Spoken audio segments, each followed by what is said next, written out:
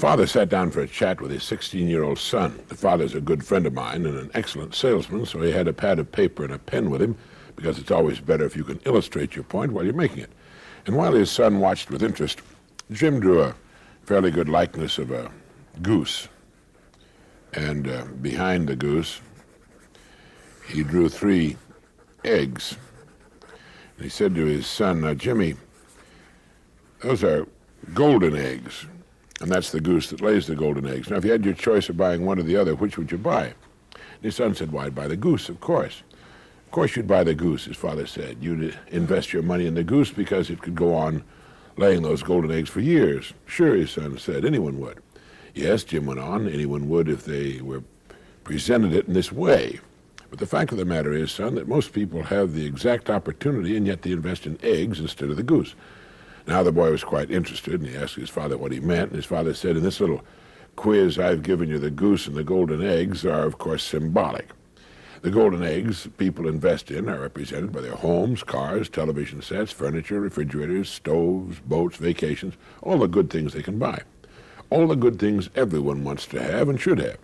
"Well, what's wrong with that?" the boy asked. "Well, there's nothing wrong with that, Jimmy. It's just that most of them invest in golden eggs exclusively and don't invest enough in the goose that provides all these golden eggs.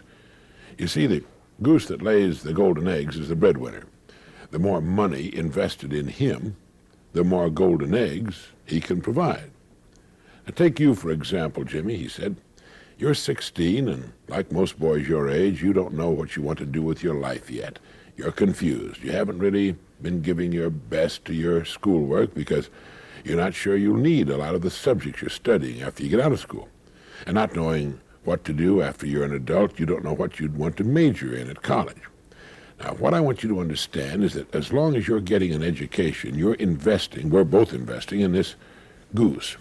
The more we invest here, the more golden eggs you'll be able to provide for yourself and your family someday. And if you're really smart, you'll never stop investing in the goose, even after college. Each year, you'll invest a percentage of your income in your continuing education. And each year, you'll find, well, that you're becoming more valuable as a person, able to provide still more and more of these golden eggs you and your family will want. Do you understand that, Jimmy?" The boy was silent a long time, and he said, "Yes, I think I do, Dad. I think I do." Now, just a moment for this message.